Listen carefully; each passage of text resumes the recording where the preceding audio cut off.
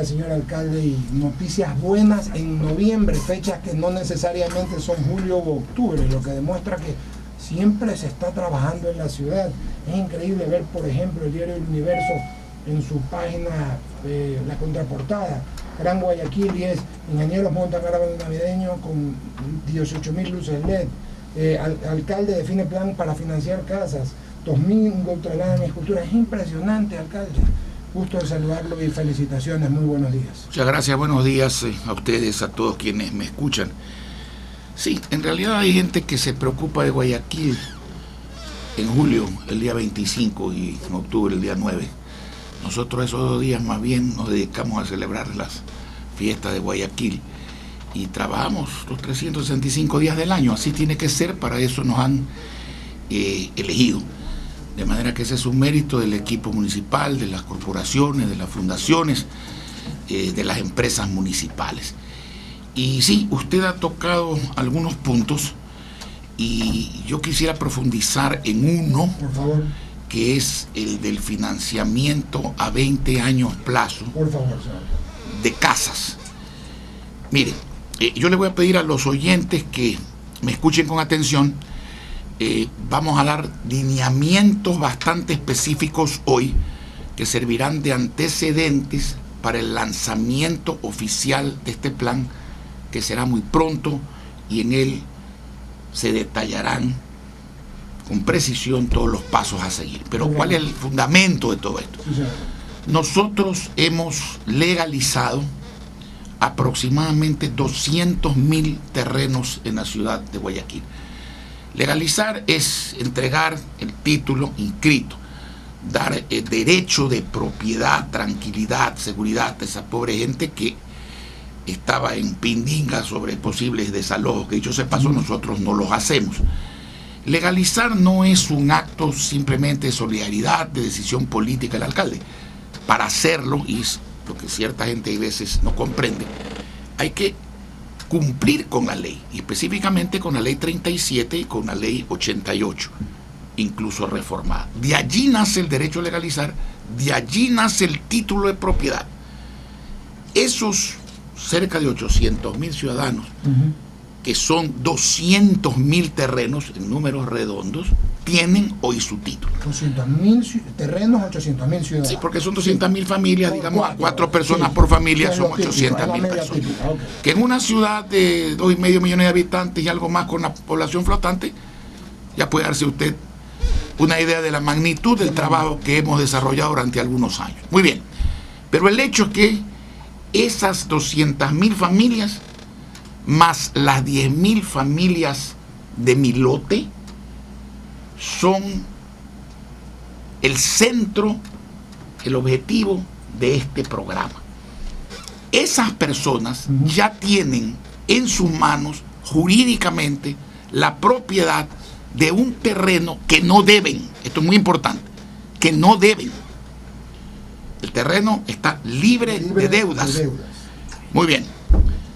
Si en ese terreno las personas no han construido o quieren derrocar una casa de caña para construir una casa de cemento, que en 4 modelos, ya esto lo hemos hablado antes, es la segunda vez que yo me refiero, para ir perfeccionando este tema, que no es sencillo, tan no es sencillo que no se ha hecho. Pero cuando uno quiere servir, tiene que ir agotando posibilidades y exprimiendo el cerebro hasta que las cosas se hacen. Ese terreno libre y propio, vamos a decir que cueste $5,000. Quien quiera construir en ese terreno, por no haber construido o por derrocar una casa de caña, y tomar uno de los 4 modelos que preaprobados por el municipio, estamos ya difundiendo, son 4. Preaprobados ya. Preaprobados. Claro. 4 modelos de casa. 4 modelos de casa, que se hacen a base de un kit con licencia, porque estas cosas se hacen de la mano de la empresa privada. Cada cual hace lo suyo, no nos mezclamos, pero estamos juntos, no revueltos. Cada cual tiene su competencia y sus responsabilidades, sus derechos y sus obligaciones. ¿Por qué kits? Porque cuando usted compra material individualmente, hay desperdicio en el material. Usted compra algo más de bloque de lo que necesita, algo más de hierro lo que necesita, algo más de baldosa la que necesita. El kit es una especie de mecano, viene cuadrado al modelo, no hay desperdicio de materiales. Viene financiado por Disensa a 18 meses plazo. Y luego ese crédito se transforma en un crédito a 20 años plazo con la banca privada sin entrada. ¿Cómo ocurre eso? Es fácil de explicar. Vamos a suponer que el terreno valga $5,000 y vamos a suponer que la casa valga $17,000, que es de las más caras de los 4 modelos. No se olvide que estamos hablando de casas para gente pobre. Con todos los servicios, sí, porque los terrenos legalizados lo tienen en su mayoría. Y esa casa, usted le suma $17,000 que cuesta hacer la casa, más $5,000 que vale el terreno que usted no lo debe, usted tiene $22,000. Si la banca privada le da a usted, y lo hace, y lo va a hacer, los bancos que se van a afiliar a este sistema, el 70%, ese 70% le permite pagar la mayor parte de la casa, así es. Virtualmente la casa. 70%. ¿Okay? Y hay bancos que han dado hasta el 90%. Claro. Pero el hecho es que la casa tiene un aditamento, que es el terreno, que usted no lo debe. Entonces lo que usted entrega al banco en garantía es casa más terreno. Claro. Y por eso es que es posible que la alícuota cueste eso. Bueno. Que la alícuota cueste eso. Si usted presta $17,000 a 20 años plazo, a usted le sale una alícuota mensual inferior a $150. Inferior a $150. Valor por el cual usted no arrienda nada en ningún sitio medianamente decente en la ciudad de Guayaquil. Con una diferencia.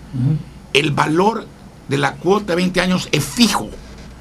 Y en 20 años su salario no va a ser fijo.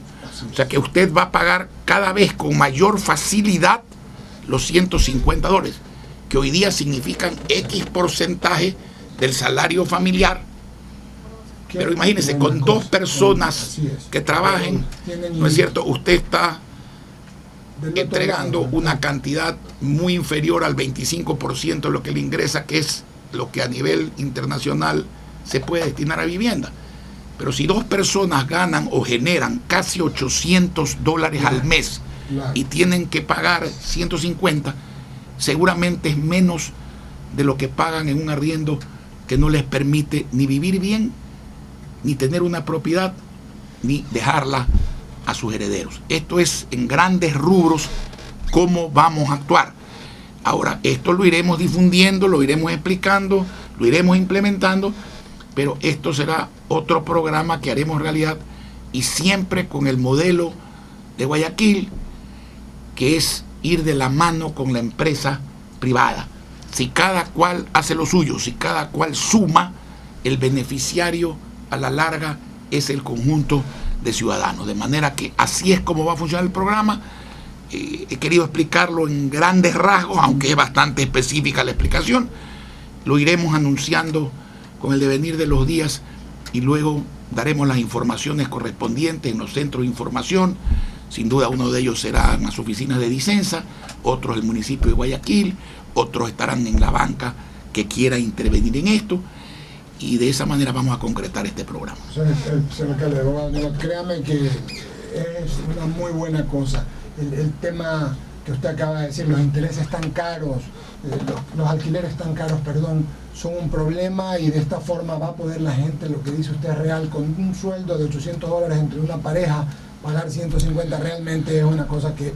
Sueldo o ingreso por el equivalente a 2 salarios mínimos, porque, sí, por ejemplo, un taxista, ¿no es cierto?, no es un empleado. Pero si entre el taxista y su señora o el taxista solo generan, vamos a decir, alrededor de $800, y destinan $150 a pagar una casa en vez de pagar un arriendo, que es un gasto, y acá tienen una inversión, eso es perfectamente llevable. $150 al mes son $5 diarios. Una carrera de taxi. Con una carrera de taxi se paga una casa. Qué definición más clara.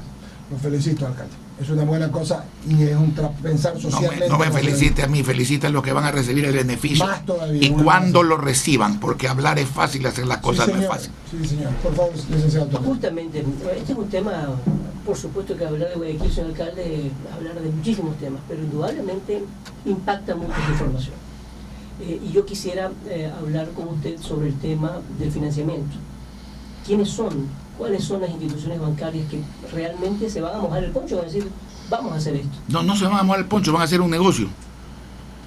Aquí nadie regala nada. ¿Por qué no lo han hecho antes, entonces? Yo no sé. Aquí hay muchas cosas que no se han hecho antes y que ahora se hacen. ¿Qué es lo que le han dicho a ustedes las instituciones bancarias? Hay varias interesadas y creo que podemos concretar un par muy rápidamente. Es decir, que estamos hablando que ¿cuándo se podría concretar ya este proyecto, como usted lo ha dicho? Yo calculo que en las próximas semanas. En las próximas semanas. Según los estudios que ustedes han proyectado, alcalde, ¿habría una oferta de cuántas casas aproximadamente y también la expectativa de la demanda, ¿no? A ver, la demanda va a ser importante y entonces vamos a proceder con las mismas mecánicas que hemos procedido siempre en los planes municipales, en mucho lote 1, mucho lote 2, en mi lote, que es que el que primero se va inscribiendo en la medida que cumpla con los requisitos va teniendo el derecho de preferencia. Si mañana uno de los que estaba primero incumple y se va subiendo el anterior, porque hay que determinar, y eso no lo hemos determinado todavía, un volumen anual de créditos para esto, y ese volumen anual que la banca esté dispuesta a financiar, dividido para el valor de las casas, es lo que le va a dar a usted el número de casas y el número de familias que se puede atender cada año. Y el orden es indeterminado y es permanente, pero es limitado. El orden de preferencia lo va haciendo la inscripción oportuna, y por eso la gente tiene que estar alerta desde el momento en que esos requisitos se ponen en conocimiento del público y se fija un mecanismo para receptarlos en orden. Por eso yo he dicho, esta es una explicación detallada, sí, pero es una explicación. Cuando esto se lance oficialmente, entonces arranca el proceso ya con el carácter normativo y obligatorio. Señor alcalde, y ahora hace poco vimos lo del Cristo del Consuelo, está casi listo el tema de la escultura, ¿no? Sí, solamente la estructura del Cristo, que es de bronce, tiene 17 metros de alto. Es más alto que el Guayaquil como estructura. Y la cruz, que es de acero con piedra, tiene una altura de aproximadamente 36 metros, me parece. O sea, va a ser un monumento sumamente importante en varios sentidos. Primero, es un monumento a la fe, que simboliza la procesión católica más grande del Ecuador, la del Cristo del Consuelo. Segundo, es un icono turístico importante. Tercero, el monumento no está solo, acarrea una regeneración urbana en un cambio de recorrido que fue sugerido por la curia y que la estamos implementando, esa regeneración urbana, en estos momentos. Esperemos que estará lista en los próximos meses, muy cortos meses. Y luego viene la ampliación de la plaza, porque eso está situado en una especie de U que bordea con la limitación de una calle el Estero Salado. Es un lugar que lo estamos adecuando y vamos a hacer una plaza muy muy grande, quizás una de las más grandes de la ciudad de Guayaquil o la más grande de la ciudad de Guayaquil, para que allí finalice la procesión con el nuevo recorrido que ha aprobado o ha sugerido la curia. Indudablemente Guayaquil ha sido reconocida nuevamente por ser una ciudad de destino de negocios no solamente turísticas, sino también en negocios. Todas estas buenas noticias que se le está dando a la ciudadanía, ¿cómo lograr capitalizarlas, señor alcalde? Es decir, que los ecuatorianos comprendan la magnitud que tiene Guayaquil, tomando en cuenta además que con ese acuerdo comercial con Europa vamos a tener 500 millones de habitantes que pueden estar mirando, por supuesto, con buenos ojos a Guayaquil. Bueno, definitivamente, yo creo que el paso dado, no culminado todavía, pero el paso dado de firmar un acuerdo con la Unión Europea, sin duda es acertado. Yo siempre digo y practico, cuando algo está bien, no importa quién lo hace, está bien. Y yo creo que es una posición correcta del gobierno. Tardía, más o menos como la del puerto de Aguas Profundas, pero correcta. Mejor tarde que nunca. Y de esa manera se salva también la competitividad de una serie de productos que de otra manera hubiesen entrado en franca decadencia de venta y de exportación, acarreando la ruina posiblemente de una serie de empresas, y cuando digo empresas, de plazas de trabajo que tanta falta hacen en el Ecuador. Cuando Guayaquil acaba de ganar un premio mundial como sede de turismo de convenciones, eso va ligado a la regeneración urbana, ligado a la hotelería, ligado a los restaurantes, ligado a la conectividad, ligado al aeropuerto, ahí es donde entra la internet gratuita y sin cable, un aeropuerto moderno y premiado que trabaja 365 días al año, una ciudad cuya gastronomía es un atractivo, una ciudad que se deja ver, que se deja disfrutar, sus malecones, sus plazas, sus iglesias, etcétera, etcétera. ¿Por qué se da este turismo de convenciones? Porque es una costumbre anual de las grandes empresas hacer convenciones mundiales o regionales. Sí, y antes iban a Panamá, a Nassau, a Curazao, a Medellín, a Cartagena, etcétera, y ahora vienen a Guayaquil. Pero no solamente porque tenemos centros de convenciones, varios, unos públicos como el nuestro, que es el más grande, y el segundo, que es el de la Rodolfo Vaquerizo, frente al Tenis Club, sino que también hay centros de convenciones privados como los de los hoteles, etcétera. Pero si usted no acompaña eso con gastronomía, si usted no acompaña eso con hotelería, con conectividad, con aeropuerto, con una ciudad que se deje disfrutar, donde haya atracciones, donde se pueda pasear, etcétera, la gente no va a venir. Porque para hacer la convención encerrada en 4 paredes se queda en su casa. Entonces la gente va probando nuevos destinos, y ese es el destino de Guayaquil, ciudad que ha pasado en 16 años de cero turismo. Pues cuando me dicen cuáles eran las estadísticas de turismo el año 2000, cero. Yo les pregunto, ¿quién hacía turismo en Guayaquil el año 2000? ¿Quién venía al resto del país? Los feriados eran vacíos. No, pero todo el mundo se iba a la costa nomás. A Guayaquil se venía a visitar a un amigo, a estudiar o a hacer un negocio, o al deporte. No venía nadie por turismo. Hoy día, si usted suma las visitas del turismo local más las visitas del turismo externo, Guayaquil es la ciudad más visitada del Ecuador, y convirtió en un ingreso lo que antes valía cero. Y si a usted a turismo le suma construcción, hoy lamentablemente golpeada, casi parada, usted tiene una ciudad andando. Por eso es que, entre otras cosas, estamos rehabilitando el plan.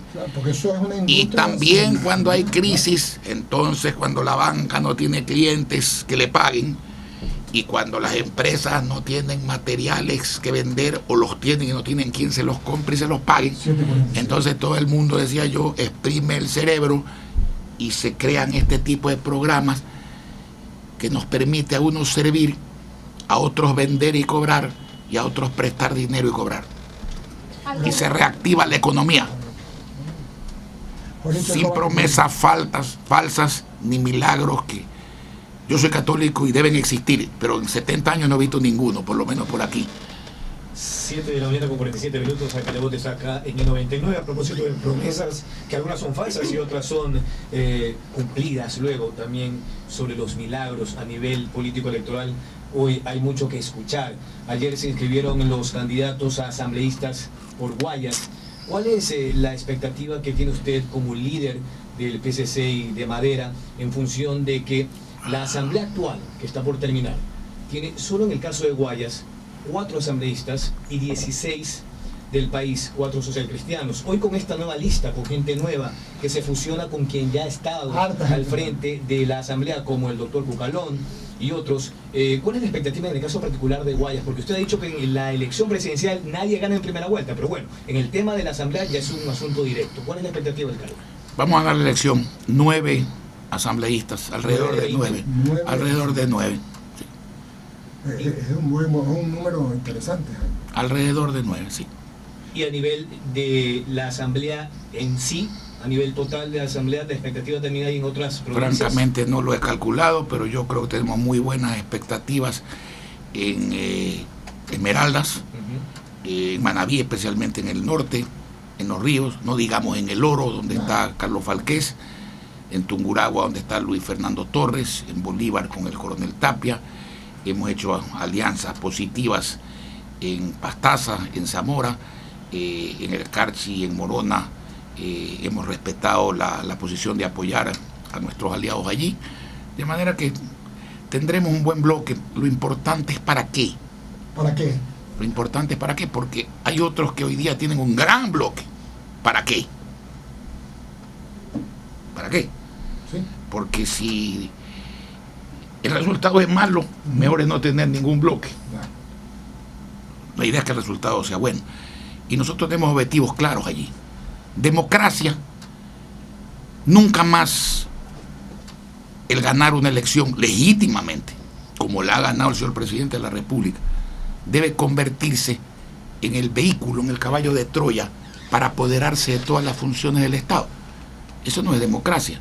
Si usted gana una elección con 51%, 60%, usted no puede acabar siendo el dueño de la función electoral, de la función constitucional, de los organismos de control, de la función judicial, a más de la legislativa y ejecutiva, que se la puede haber dado el pueblo.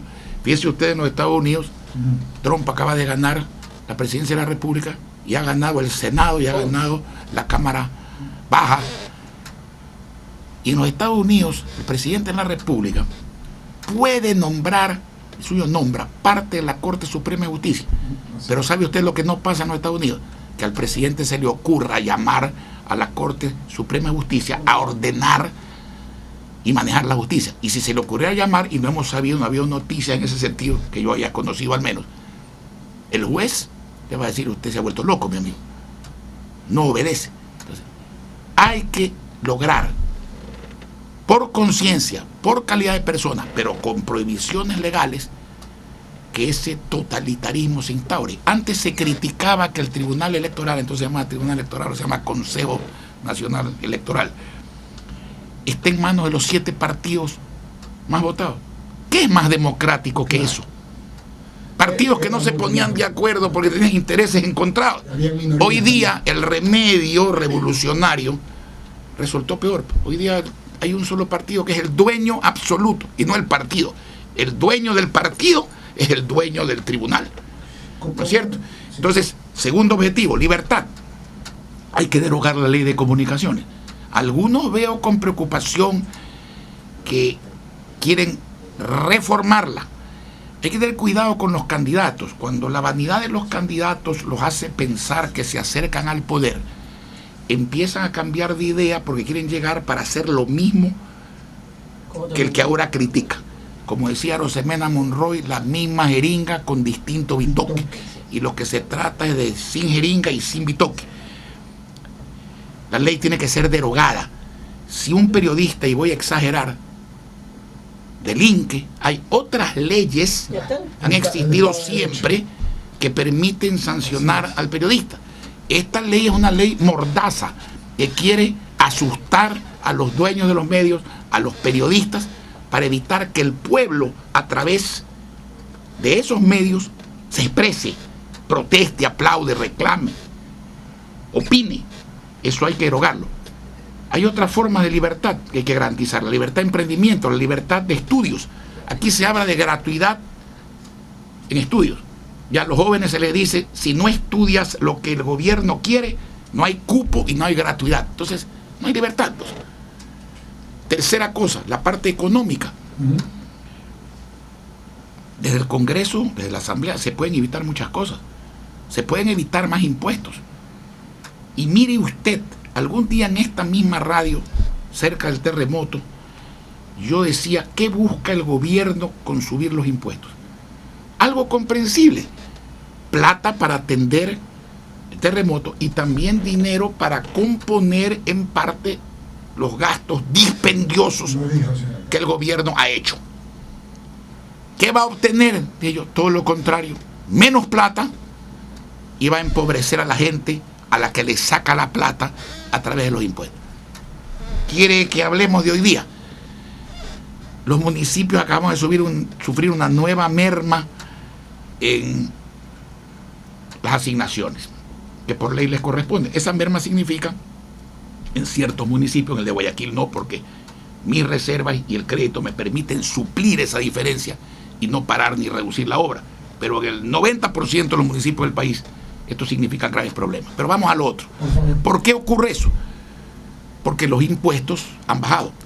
Los impuestos los calcularon al inicio del año en 13.300 millones, en números redondos. 13.300 millones. Subieron los tributos y hoy, cortados a septiembre, los impuestos han caído en 1.800 millones. 1.815 millones para ser exacto. Es decir, suben los tributos, baja la recaudación y encima se empobrece a la gente, porque a los que pagan y todavía compran y todavía ganan, los han afectado sacándoles dinero. Pero como la inmensa mayoría compra menos y gana menos, los tributos caen.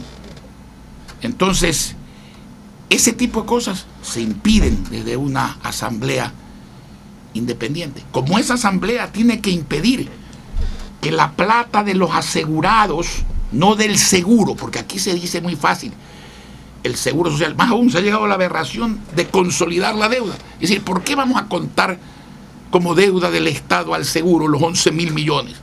Si el Estado y el seguro son lo mismo. No son lo mismo. El seguro es una institución pública, fondeada con dinero absolutamente privada. La plata del seguro es nuestra, si es que existe todavía, de los aportantes. A los aportantes es que se nos han tomado esos 11.000 millones de dólares. Eso no debe volver a suceder. El seguro no puede ser caja chica de ningún gobierno que disponga arbitrariamente de los fondos de los afiliados. Los afiliados son los que tienen que administrar el seguro profesionalmente, a través de empresas técnicas, solventes, experimentadas, que conozcan de la materia, que sepan que esos fondos tienen que invertirse primero con un criterio de seguridad, segundo con un criterio de rentabilidad y tercero con un criterio de liquidez. Técnicamente, en otras partes del mundo, esos aportes bien manejados son un motor de desarrollo y de riqueza, no de pobreza y de vaciamiento. Y lo propio pasa con el IFA, y lo propio pasa con los fondos de los maestros.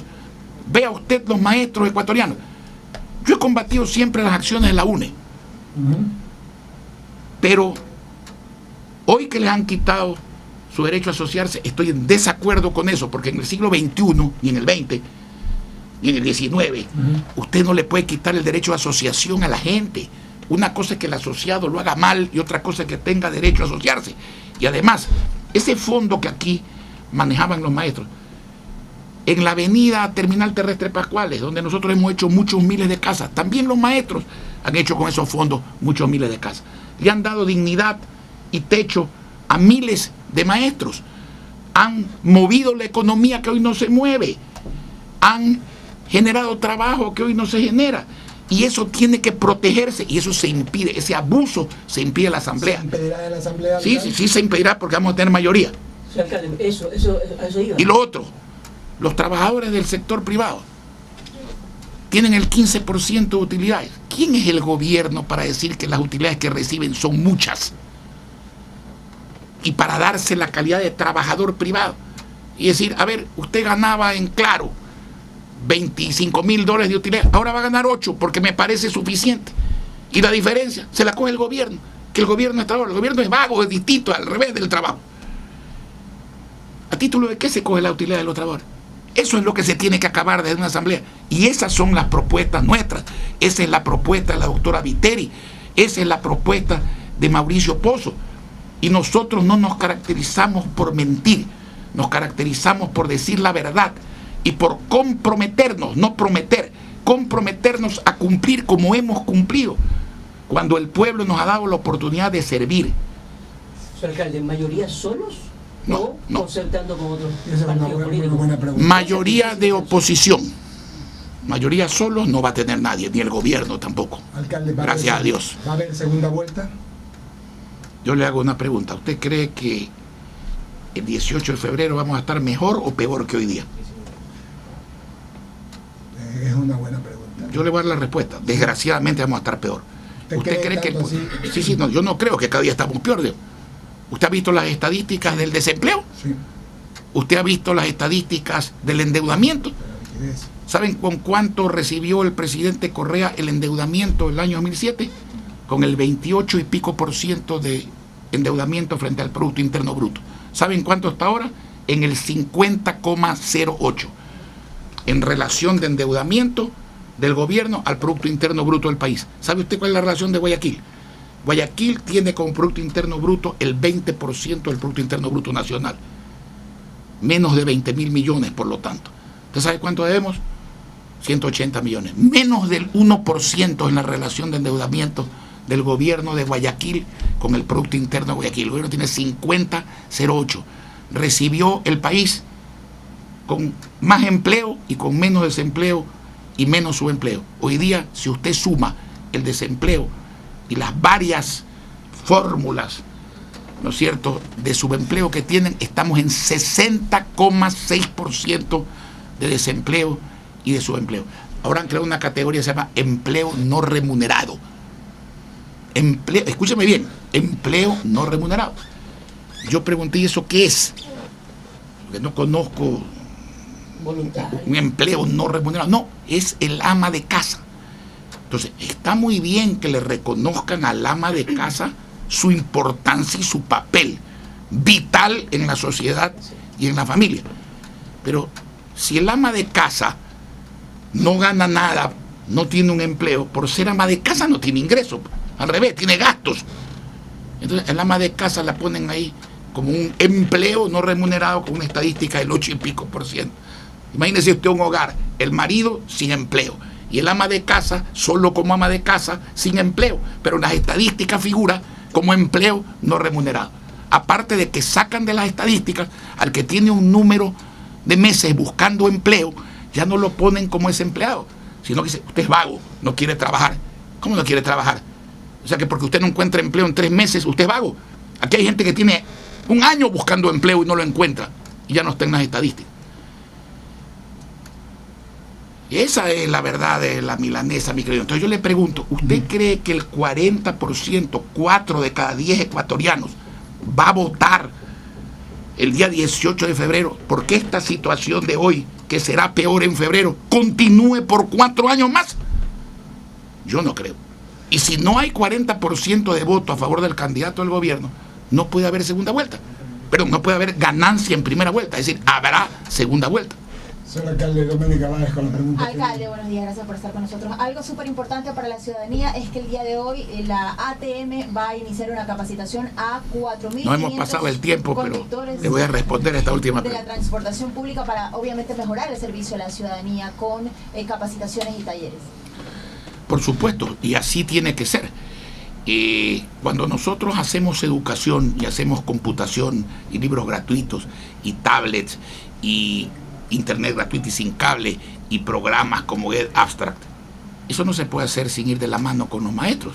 Y cuando usted hace tránsito, eso no se puede hacer eficientemente si usted no va de la mano con una capacitación muy profunda y variada con los choferes y con los dueños de los vehículos. Así que sí, vamos a emprender en eso, precisamente el día de hoy se inicia. Alcalde, agradecerle su gentileza y su amabilidad. 8 de la mañana con 1 minuto. Gracias por su gentileza y seguiremos conversando. ¿Ah? Lo felicito porque realmente, sobre todo el tema de las casas, el Cristo, el Consuelo, lo del árbol de Navidad que no pudimos... Gracias, nuestra obligación es servir y creo que lo hacemos. Gracias por esta nueva oportunidad de conversar de cosas que le interesan a la comunidad.